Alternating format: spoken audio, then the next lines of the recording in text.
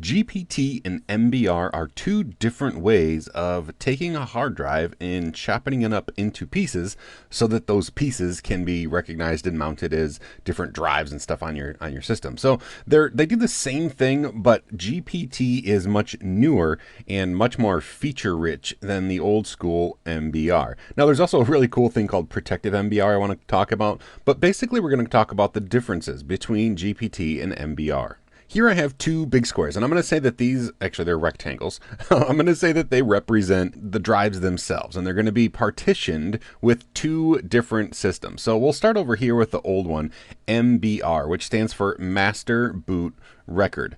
Okay, now how this would work is, let's say this drive is device SDA. Okay, so this is the device on the Linux system. It recognizes this drive.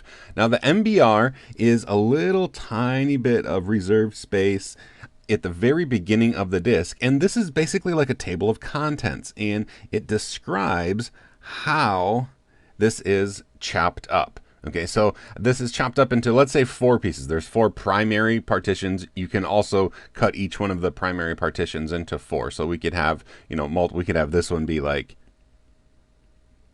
have 4 partitions there if we wanted. But basically what this means is, once the MBR defines in this little first part of the drive right here, what is what, we come up with other devices on the system. We have dev SDA1, dev SDA2, and it goes on down the line. And so each of these chunks is referenced on the system as their partition name. Now this is the raw device. Dev SDA doesn't go anywhere. It's still there, but the individual partitions get their own device, and that's how we reference them on the system. So MBR has this, this little tiny table of contents at the beginning, and it says where things are chopped up. Now GPT, or GUI ID partition table, which I think is interesting because there's an acronym wrapped inside of an acronym.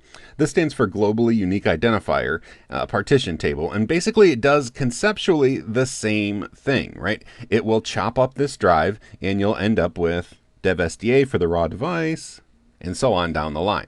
The differences are, though, GPT does have a spot at the beginning with the table of contents, but then it also scatters them, copies of them, around the drive, so that if something were to happen with one of the copies of the GPT, it can still figure out what's on the disk. It also does some CRC correction on the files itself, or on the file system itself, so that it knows if there's some corruption and it can fix it. It's just very, very robust, along with the ability to use much bigger drives. MBR is limited to 2 terabytes. GPT is limited to, I think, petabytes. I mean, there's no practical limit at this point of how much drive space it can talk about. Rather than being limited by 4 partitions, you can have tons of partitions on here. So, we could chop it up into as many as we wanted, and it just goes down the line. SDA1, SDA2, SDA3. And one other really interesting thing, and I wanted to talk about, is the protective MBR. So GPT is used on newer systems. It's specifically part of UEFI that replaces BIOS, but BIOS systems can still see GPT drives. And part of the reason they can do that is, at the very beginning, there's this section that looks exactly like an MBR. Basically, it's an MBR record here that says, okay, there is one big partition on this drive. The entire drive is a partition. There's no room available on this partition, and it takes up the entire drive.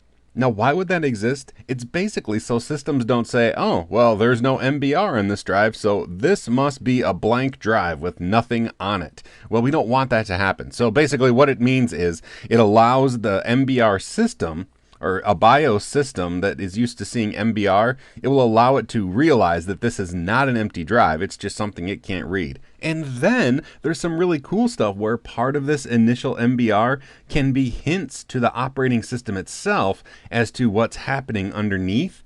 And so some older BIOS systems are able to boot from a GPT drive, even though it shouldn't be able to, because the Linux system, or the operating system itself, says, okay, I see MBR is saying that it's really a GPT drive, but I know enough about GPT myself that I'm going to be able to find the software and the drive files and partitions on here myself. And so you can actually use it on there, but it's because of that protective MBR that all that is possible.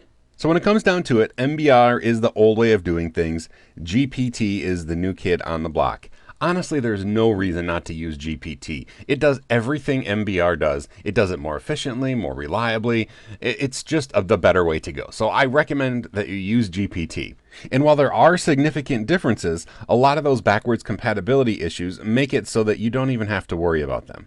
I hope this has been informative for you, and I'd like to thank you for viewing.